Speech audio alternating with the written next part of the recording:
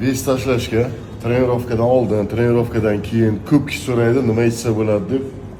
Vez tashlaydiganlar birinchi trenirovkadan oldin protein ichib oladi. Bunda shakar yo'q, geynerda shakar bor. Bunda yo'q. Shuning uchun bu vez bermaydi, faqat muskulni o'stiradi. Trenirovkadan oldin, trenirovkadan keyin. Trenirovka vaqti bitsa, buni og'ir trenirovkadan keyin uxlashdan oldin ichsa ham bo'ladi. Ertalabga tez tiklab beradi muskullarni. Sport pitaniya ichida birinchi nomer 1 kreatin. Trenirovkadan oldin, trenirovkadan keyin. Og'izga tashab, ustidan suv ichib olsa ham bo'ladi, sok ili bisaga qo'shib ichsa ham bo'ladi. Oddiy suvga aralashmaydi. Ozgina shakari bo'lsa, ili shirin, sok pok bo'lsa, yaxshi aralashadi.